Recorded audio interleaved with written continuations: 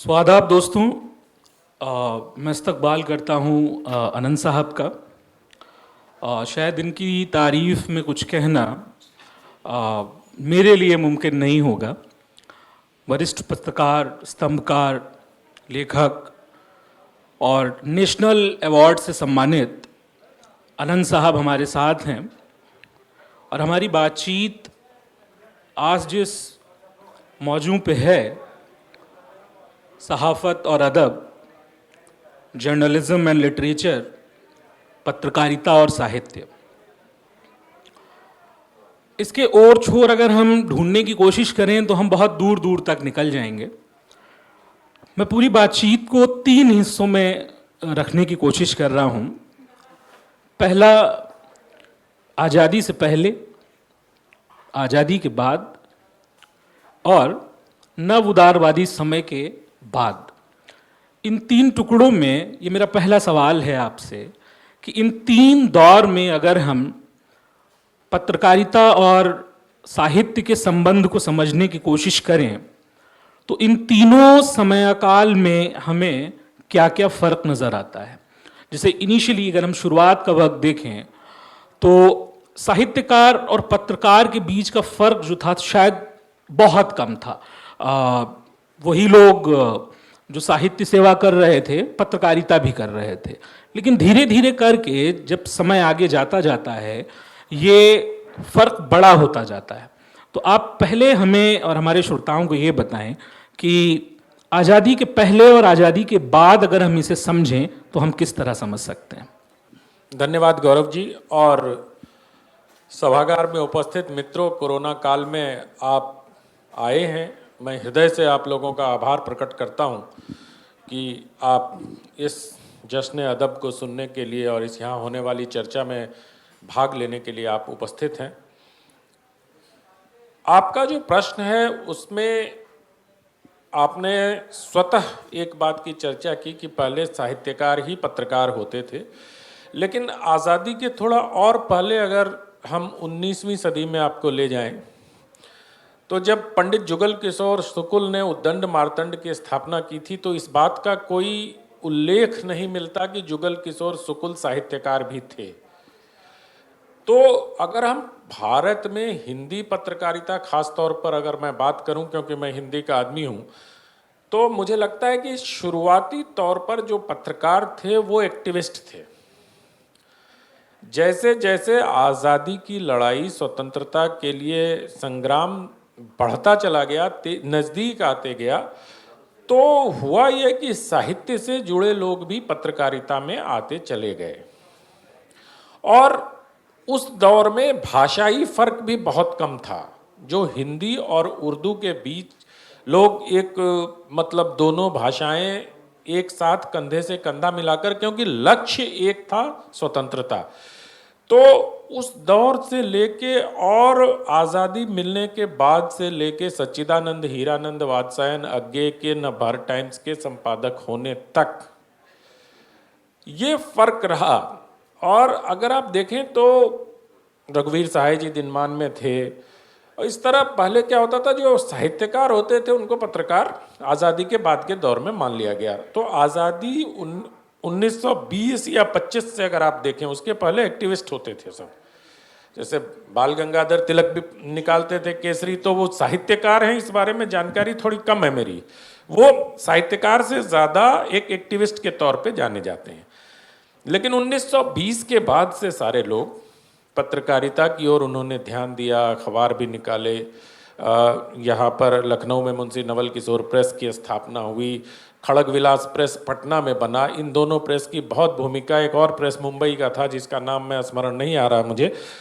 तो साहित्य और पत्रकारिता एक साथ चलते रहे। मुझे लगता है कि इसको पहली चुनौती रविवार से मिली। जब रविवार में सुरेंद्र प्रताप सिंह और एमजे अकबर साहब की जोड़ी आई तो उन्होंने पत्रकारिता को खालिस तौर पर साहित्य से अलग कर दिया एकदम। रघुवीर सहाय जी दिनमान के संपादक थे। इमरजेंसी के दौर में उन्होंने उनसे ये चूक हो गई कि इमरजेंसी के समय उनको लगा कि 1977 के चुनाव में इंदिरा गांधी वापस आ रही है। उस समय छपने के लिए पहले चले जाता था पत्रिकाएं, अखबार में, ये प्रेस में। उन्होंने इंदिरा गांधी की जीत की भविष्यवाणी करते हुए अंक छाप लिया था। ये भवानी प्रसाद मिश्र ने अपने संस्मरणों में लिखा है कि मुझे तो इतना गुस्सा आया कि अगर रघुवीर साहब मुझे मिलते तो घूंसा मार देता। तो ये सारी चीजें को देखते हुए जब आनंद बाजार पत्रिका ने रविवार और संडे की स्थापना की, तो मुझे लगता है कि पहली बार गंभीरता के साथ और इस पक्ष और उस पक्ष के संतुलन करने की जो पत्रकारिता थी, उसको भी चुनौती रविवार से मिली। रविवार अपनी रिपोर्ट और अपने रिपोर्टर के साथ खड़ा होता था। और इस बीच में अगर आप देखें तो बहुत सारे पत्रिकाएं निकलती रहीं, लेकिन सब में किसी न किसी से साहित्यकार ही जुड़े रहे। बाद के दिनों में जब टीवी का पदार्पण होता है तो साहित्य वहां अछूत की तरह हो गया। मुझे 3 जगह इसलिए नौकरी नहीं मिली कि अरे इसका नाम अनंत विजय है, ये कुछ साहित्यकार टाइप लगता है। संपादकों ने सोचा कि ये कुछ साहित्यकार टाइप लगता है। फिर हालांकि मैंने 15 साल टेलीविजन में नौकरी की, लेकिन टीवी में बड़ी हे दृष्टि से देखा जाता है उन लोगों को जो साहित्य से जुड़े हों या जिनकी भाषा अच्छी हो या जिनको उनको लबाजी आए तो बहुत अच्छी बात है। तो वहां से फिर साहित्य अलग होता चला गया। तो एक तरह से अगर आप देखें उद्दंड मार्टन से लेके और अभी तक के दौर में, तो बीच का पीरियड जो है 20 से लेके 70 तक का जो पीरियड है 50 सालों का, वो साहित्य और पत्रकारिता का साहचर्य चलता रहा। शुरू में नहीं रहा और बाद में अलग हो गया। ये क्रम अगर हम देखें तो अब तक हमें शायद नज़र आएगा, अगर हम ओम थानवी साहब की बात करें या मंगलेश डबराल साहब की बात करें, जो दोनों तरह का लेखन करते रहे। अब अगर हम बिल्कुल अभी हाल के दिनों 1 दशक की बात करें तो इस 1 दशक में आपको कौन सा वो समय लगता है जहां ये फर्क आकर बिल्कुल ख़त्म हो गया? मतलब शायद अब साहित्यकार की नुमाइंदगी पत्रकारिता में लगभग ख़त्म होने के कगार पर आ गई।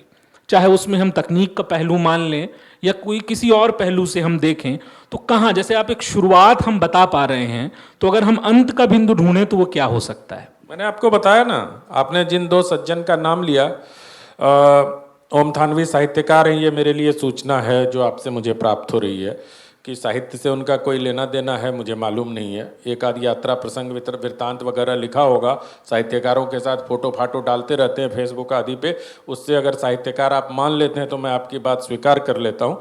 लेकिन जिस दूसरे सज्जन का नाम आपने लिया वो कवि थे, है ना, और वो भी उसी अखबार में काम करते थे। लेकिन मैं इसलिए ये कहना जरूरी लगा मुझे कि अगर मैं ये ना कहता तो मुझे इस बात में शायद ये मान लिया जाता कि मैं आपसे सहमत हूँ। तो मुझे ये कहना था कि ओम थानवी साहित्यकार नहीं हैं, वो पत्रकार ही थे। दूसरी बात जो आप कह रहे हैं कि, और अब तो वाइस चांसलर हो गए, वो पत्रकारिता का इतना मतलब जौहर दिखाया उन्होंने, इतने गुणी पत्रकार थे कि पत्रकारिता विश्वविद्यालय के कुलपति भी हो गए।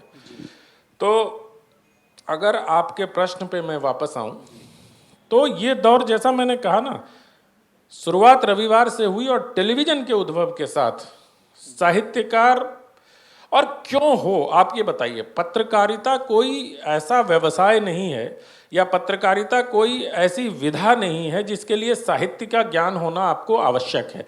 आपकी भाषा अच्छी होनी चाहिए और आपको खबर की समझ होनी चाहिए, आपको लिखने आना चाहिए, और आपको कोई ज़रूरत नहीं है कि किसी रपट को लिखने के लिए बहुत साहित्यिक लच्छेदार भाषा में लिखें। और अब तक, जैसा आपने सही कहा कि तकनीक के दौर में ज़रूरत ही नहीं है, ना उतना स्पेस है आपके पास।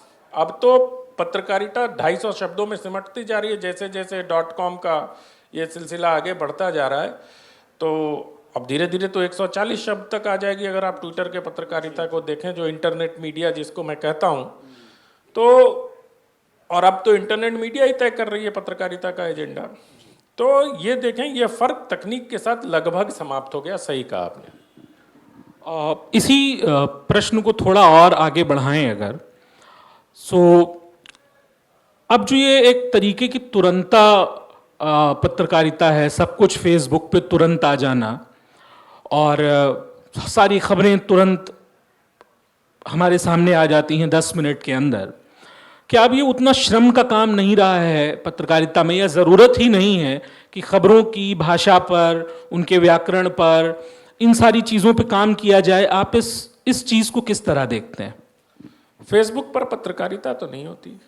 मतलब खबरें लगभग सभी, हर आदमी अब खबरें देने के क्रम में बिल्कुल उतावला है, तुरंत खबरें आ जा रही हैं, उसे किस तरह देखेंगे हम?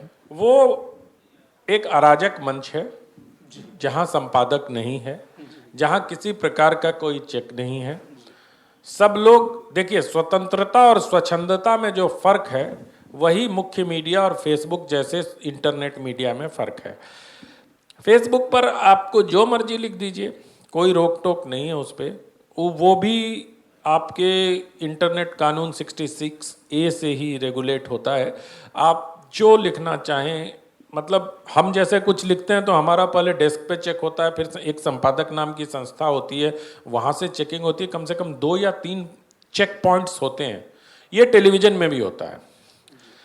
पर जिसको हम सोशल मीडिया कहते हैं, मैं उनको इंटरनेट मीडिया कहता हूँ, तो वहाँ किसी प्रकार की बाध्यता या किसी प्रकार का चेक पॉइंट नहीं होने से मैं तो कम से कम उसको पत्रकारिता का कोई माध्यम नहीं मानता हूँ। इसलिए मुझे लगता है कि उस पर टिप्पणी करना भी निरर्थक और व्यर्थ है।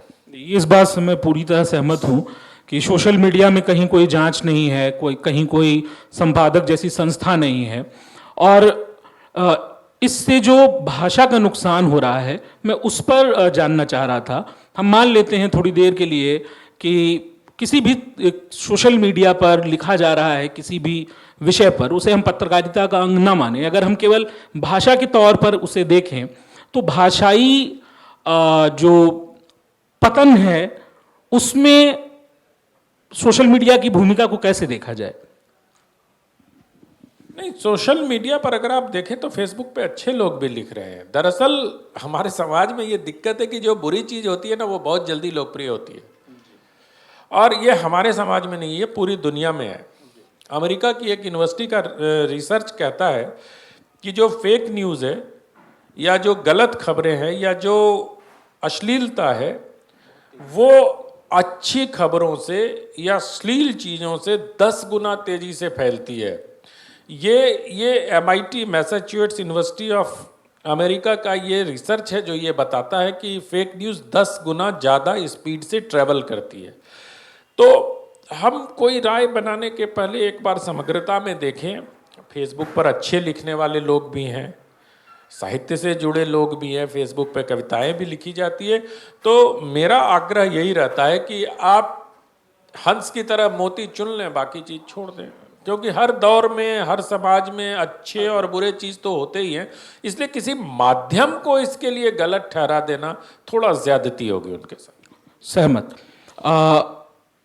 बिल्कुल टॉपिक से जुड़ा हुआ सवाल, जैसे पत्रकारिता को तात्कालिक साहित्य कहा गया,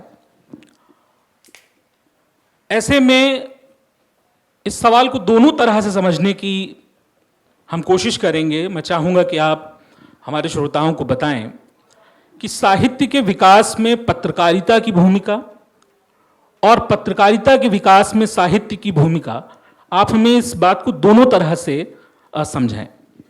देखिए, दोनों में संबंध होना और एक आदर्श स्थिति है। अगर पत्रकारिता के लोगों को साहित्य के संस्कार हैं, मैं जानबूझकर संस्कार शब्द का उपयोग कर रहा हूँ, साहित्य के संस्कार हैं, तो उसे सही शब्दों के चुनाव में, सही शब्दों के चयन में सहूलियत होती है उनको। और आपको अगर साहित्य का संस्कार आपके अंदर है तो आप कम से कम, मैंने एक टेलीविज़न चैनल नाम लेना उचित नहीं होगा, एक दिन देखा मैं, वहाँ डिस्कशन चल रहा था और पीछे जो वॉल होती है उस पर राहुल जी की तस्वीर लगी हुई थी। और मुझे इतनी शर्मिंदगी और इतना बुरा भी लगा कि मैंने इस माध्यम में 15 साल तक काम किया है, और उस पे लिखा हुआ था राहुल गांधी की महायात्रा। अब जिस सज्जन ने, जिस बुद्धिमान व्यक्ति ने इन्वर्टेड कॉमा में लिखा होगा, उसको शब्द का ज्ञान नहीं है। क्योंकि महायात्रा का प्रयोग आपने सोशल मीडिया को देखकर किसी भी चीज को लार्जर देन लाइफ देने के लिए आपने महाशब्द जोड़ दिया। ये कोई सेल नहीं है कि मेगा सेल, महासेल, है ना। शब्दों की अपनी मर्यादा, अपना व्याकरण और अपनी राह होती है। यात्रा के साथ अगर आप महा लगाते हैं तो हिंदी में उसका बहुत ही गलत अर्थ है। हमें समझाएं। नहीं कहना अनुचित होगा, क्योंकि महायात्रा पे चले गए मतलब वो उनकी वो उस सेंस में होता है, वो अच्छा नहीं लगता है। मुझे बहुत बुरा लगा उस दिन। और मैंने उस दिन उस चैनल के संपादक को फोन किया, क्योंकि वो मेरे मित्र थे। मैंने कहा कि ये आपने क्यों लिखा जी। तो उन्होंने कहा कांग्रेस पार्टी ने अपने प्रेस कॉन्फ्रेंस में ये बात कही, हमने वैसे का वैसा ही। तो मैंने कहा आपको कोर्ट डालना चाहिए कम से कम। और अगर किसी व्यक्ति ने, किसी संस्था ने कोई गलत चीज बोल दी है तो एक पत्रकार होने के नाते हमारा दायित्व है कि उसको हम दुरुस्त करें, उसको हम ठीक करें। अगर आप ठीक नहीं कर सकते हैं तो फिर तो आप संवाहक हो गए, सिर्फ उसने बोला और आपने आगे पहुंचा दिया। यहीं पर काम आता है साहित्य के संस्कार जी। ऐसी ही स्थितियों में साहित्य से मिले हुए संस्कार काम आते हैं।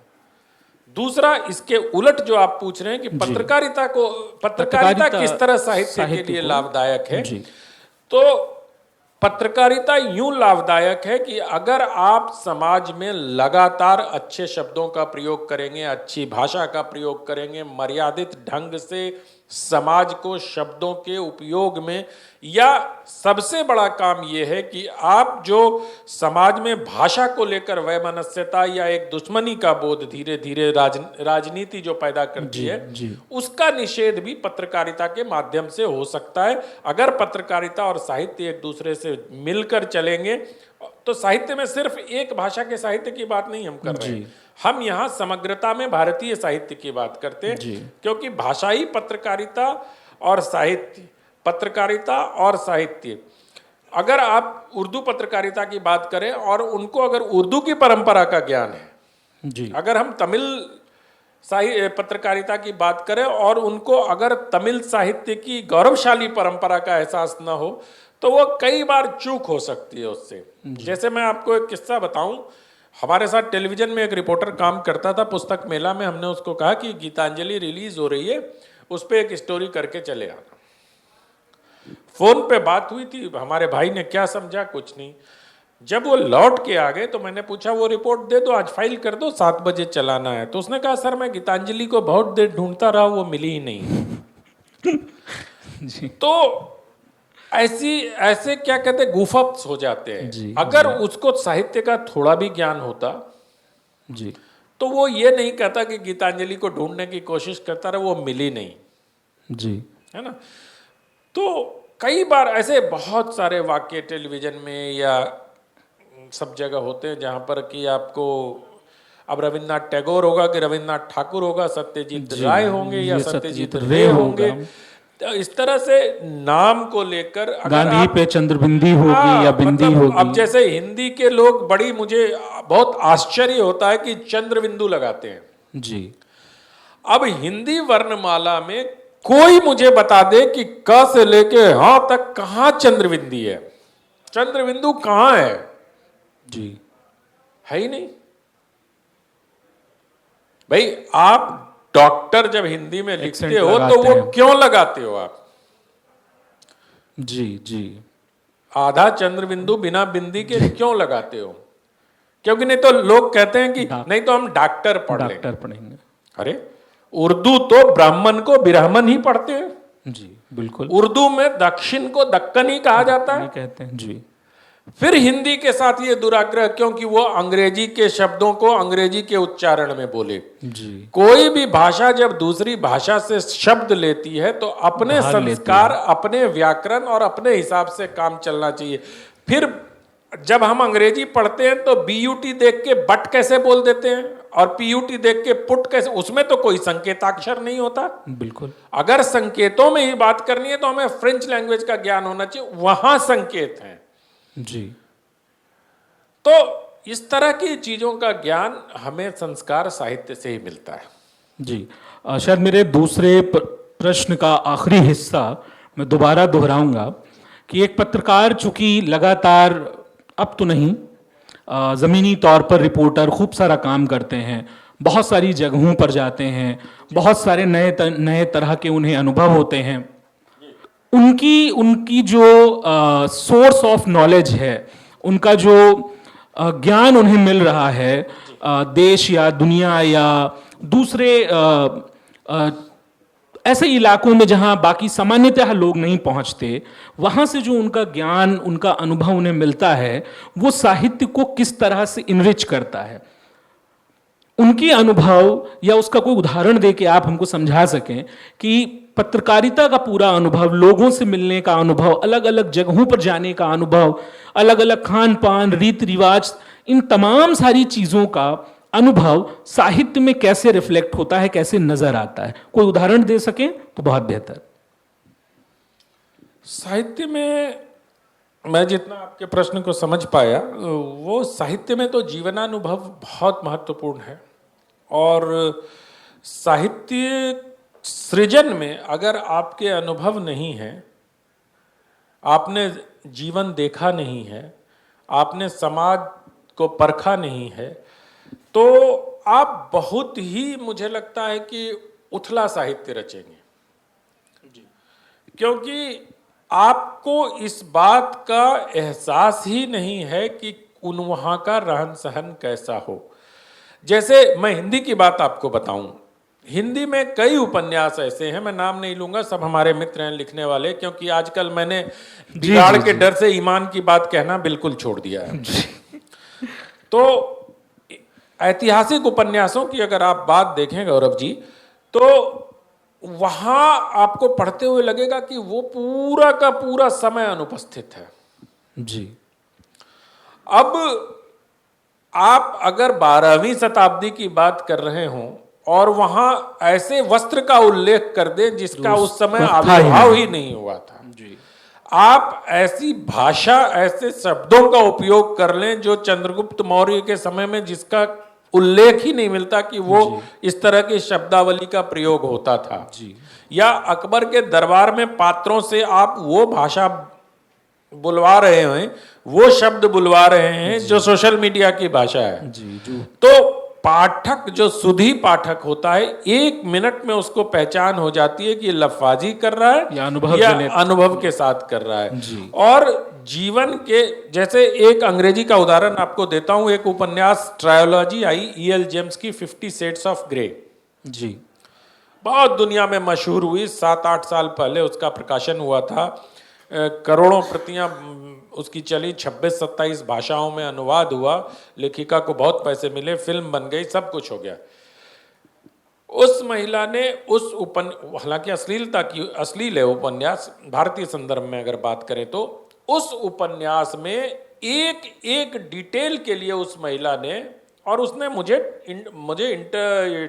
ईमेल इंटरव्यू में बताया कि हर चीज के लिए उसने वहां, जैसे अब एक प्रसंग आता है कि वो मर्सिडीज कार के पीछे बैठ के अपने बॉयफ्रेंड के साथ या अपने जो उनका पति होता है उनके साथ रोमांस करती हैं, और उसमें एक प्रसंग उन्होंने लिखा कि हाथ फैलाया, मान लीजिए जी। तो उन्होंने मुझे इंटरव्यू में बताया कि वो मर्सिडीज में बैठ के उन्होंने देखा कि उस मॉडल में 1.5 मीटर हाथ फैलाने की जगह है कि नहीं। ये जीवन का अनुभव है जी। अगर आपको ये अनुभव नहीं मिलेगा, अगर आप समाज के अंदर जाके लोगों के साथ ये अनुभव, या अगर आप मान लीजिए समाज के निचले पायदान की जिंदगी के बारे में लिखना चाहते हैं जी, और आपको इस बात का एहसास नहीं है कि उनकी जिंदगी कितनी यातनामय तरीके से गुजरती है, या किस तरीके से वो सोते हैं, उनके और जानवर के बीच में सोने में कोई फर्क नहीं होता, तो आप लिख ही नहीं पाएंगे जी। यही बात पत्रकारिता में भी है। आपको अगर किसी भौगोलिक प्रदेश का आइडिया नहीं होगा तो आप कैसे काम कर पाओगे जी। जैसे मैं अपने अनुभव से एक बात साझा करूं कि किताब लिखते हुए एक जगह, वो हमारे एरिया के आसपास की बात करती हुई किताब है, और जहां जिस मौसम में उस फूल का जिक्र होता है उस मौसम में वो फूल होता ही नहीं है। ऐसे ढेरों उदाहरण, तो बहुत सारे उदाहरण ऐसे मिल जाते हैं जिससे पता चलता है कि ये फैब्रिकेटेड है। हमारे पास समय गूगल ने जी। बहुत नाश किया है, गूगल ने बहुत नाश किया है। लोग प्राथमिक स्रोत की पर जाने के बजाय गूगल पर आंख मूंद के विश्वास कर रहे हैं, और गूगल में इतनी गलतियां हैं, इतनी मतलब कुछ भी। जवाहरलाल नेहरू के बारे में देख लीजिए, कहाँ से किनकी संतान बता देगा कोई, आपको पता ही नहीं चलेगा। मैं एक अंतिम सवाल पूछूंगा। आप फिल्मों में, फिल्मों पर, सिनेमा पर तमाम सारी, आपकी एक किताब आ चुकी है, किताब आने वाली है। प्रिंट मीडिया और इलेक्ट्रॉनिक मीडिया, पहला सवाल। मैं जल्दी जल्दी 2 सवाल पूछूंगा, मैं छोटे छोटे उत्तर जी। प्रिंट मीडिया और इलेक्ट्रॉनिक मीडिया, इन दोनों में आप साहित्य के दखल को किस तरह देखते हैं, और अपनी आने वाली किताब के बारे में हमें कुछ बताएं। ये 2 सवाल हैं। प्रिंट मीडिया में साहित्य दखल कहें या स्थान कहें, स्थान, हाँ, प्रिंट मीडिया में ज्यादा है। अगर मैं आपको बताऊं, मैं दैनिक जागरण में काम करता हूं, जी जी, और दैनिक जागरण के 40 संस्करणों को अगर आप उठा के देख लें तो सप्ताह में कम से कम 4-5 पेज साहित्य का प्रकाशन होता ही होता है। मतलब रविवार को एक पूरा पेज, सोमवार को एक पूरा पेज, और स्थानीय स्तर पर भी लोग साहित्य को छापते हैं। जो लोग ये कहते हैं ना कि अखबारों में साहित्य के लिए स्थान नहीं होता, मैं उनसे बस इतना निवेदन करता हूं कि किसी दिन मेरे दफ्तर आ जाएं और मेरे पास जो किताबें आती हैं उनको एक बार देख लें। उनको अंदाजा हो जाएगा कि साहित्य की जगह क्यों नहीं होती, और हमारा संघर्ष कितना कठिन है कि हम पाठकों को स्तरीय सामग्री देने के लिए किस कदर संघर्ष करते हैं। मतलब हर व्यक्ति जो गूगल से कट एंड पेस्ट करके एक किताब छपवा लेता है। अब तो किताब प्रकाशन में भी सेल्फ फाइनेंस स्कीम शुरू हो गई है। आप 15,000-20,000 रुपए खर्च करिए, आपकी किताब छप जाएगी। उनको लगता है कि वो मुंशी प्रेमचंद हो गए, अब उसके बारे में छापा जाना चाहिए, उनके इंटरव्यू छपना चाहिए, उनके बारे में एक पद छपना चाहिए। खैर, दूसरी बात जो आपने पूछी, आपने कहा आपकी कौन सी किताब आ रही है। मेरी एक किताब आ रही है, सुपरस्टार सेल्फी जी। सेल्फी सीरीज में लिख रहा हूं। इसमें श्वेत श्याम, मतलब ब्लैक एंड व्हाइट दौर के 20 कलाकारों को मैंने चुना है, और उनके बारे में 5-5 हजार शब्दों की टिप्पणी लिख रहा हूं। तो लगभग 1 लाख शब्दों की किताब बनाने की योजना है, और ये सुपरस्टार सेल्फी अगले साल जून में आ जाएगी जी। अंतिम सवाल नहीं, बल्कि एक आग्रह कि अगर इस पूरी प्रक्रिया में बातचीत की कोई ज़रूरी सवाल मुझसे छूट गया है और आप कुछ कहना चाहते हैं, तो आप उसका जवाब भी दे सकते हैं। कोई ऐसी बात, कोई ऐसा सवाल जो इन पूरे विषय पर मैंने न पूछा हो, आप उसके बारे में भी कुछ बता सकते हैं। कोई पहलू जो मुझसे छूट गया हो। नहीं, बस मैं सिर्फ जश्न अदब का धन्यवाद देना चाहता हूं। वो मैं शुरू में दे देना चाहिए था, मैं नहीं दे पाया। मैं बहुत क्षमा मांगते हुए जश्न अदब और कुंवर रंजीत सिंह का और आपका धन्यवाद देना चाहता हूं कि इस समय में, ऐसे विकट परिस्थिति में भी साहित्य के बारे में सोचने की और आयोजन करने की कोशिश की। ठीक है, लोग नहीं आएंगे, अभी ना आए, लेकिन एक वो क्या है ना, कहते हैं कि अकेले चले थे जानिबे अकेला ही चला था जानिबे मंजिल मगर, वही कि अकेले चलने की एक कोशिश है। लोग आते जाएंगे। शुरुआत किए थे तो कम लोग थे, बाद में ज्यादा लोग आ गए। और IIC का भी धन्यवाद देता हूं कि उन्होंने कुंवर रंजीत सिंह के साथ मिलकर इस उपक्रम में अपना सहभागिता की। इससे मुझे उम्मीद जगती है कि साहित्य के लिए लोगों के दिल में जगह बची हुई है, और ऐसे जो देवतुल्य लोग हमारे सामने बैठे हैं, इनको नमन करता हूं कि इस समय ये हमें सुनने के लिए यहाँ उपस्थित हुए। बहुत बहुत धन्यवाद। बहुत धन्यवाद। जैसे आपने बताया कि कोई भी रिपोर्ट जब लिखता हो तो कई जगह चेक पॉइंट के तहत, आज की मीडिया में कोई रिपोर्ट चेक पॉइंट नहीं है क्या? कोई भी वर्डिंग यूज कर लेते हैं, कभी कोई मीडिया, कोई जो एंकर होते हैं वो यूज करते हैं, तो उस पर कोई रिपोर्ट है? सर, एंकर क्या होता है ना, वो लाइव कर रहे होते हैं, उसको कैसे चेक करोगे कि बोलने के पहले मैं सुनूंगा तब बोलोगे? नहीं, वो स्क्रीन पे शुरुआती चलता है, वो टेलीप्रॉम्प्टर की बात आप कर रहे हैं, वो इंट्रो होता है। लेकिन अगर डिस्कशन में वो चले जाते हैं तो फिर उन पर कोई कंट्रोल नहीं होता है। वो फिर व्यक्ति विशेष पर निर्भर करता है कि आप किस तरह की शब्दावली। आप तो सारे लोग बहुत चीखते हैं, तो चीखने में तो थोड़ा शब्द भी वैसे चाहिए होंगे, तभी आप आक्रामक लगोगे। अब मैं आपसे प्यार करता हूं, मैं आपसे प्यार करता हूं, ऐसा तो नहीं बोल सकते ना। इसके लिए आपको कहना पड़ेगा मैं तुम्हें गोली मार दूंगा। तो चीखने के लिए, प्रभावोत्पादकता पैदा करने के लिए आपको उसी तरह के शब्दों का भी प्रयोग करना पड़ेगा। और मैं आपसे बिल्कुल सहमत हूं, ईश्वर करे कि कोई ऐसी मशीन आ जाए जिसमें उनके बोलने के पहले चेक पॉइंट लग जाए। बहुत बहुत शुक्रिया सर, बहुत शुक्रिया सर। 1 मिनट की सहमत और मैं अपने टीम मेंबर जनाब मिनहाजुद्दीन साहब और जनाब रंजन निगम साहब से दरख्वास्त करूंगा कि वो हमारे मेहमानों की खिदमत में मेमेंटो जश्न अदब की जानिब से एक टोकन ऑफ लव पेश फरमा दें। जनाब अनंत विजय साहब की खिदमत में जनाब मिनहाजुद्दीन साहब पेश कर रहे हैं। मैं जनाब रंजन निगम साहब से दरख्वास्त करूंगा कि वो जनाब गौरव अदीब साहब की खिदमत में मेमेंटो पेश फरमा दें।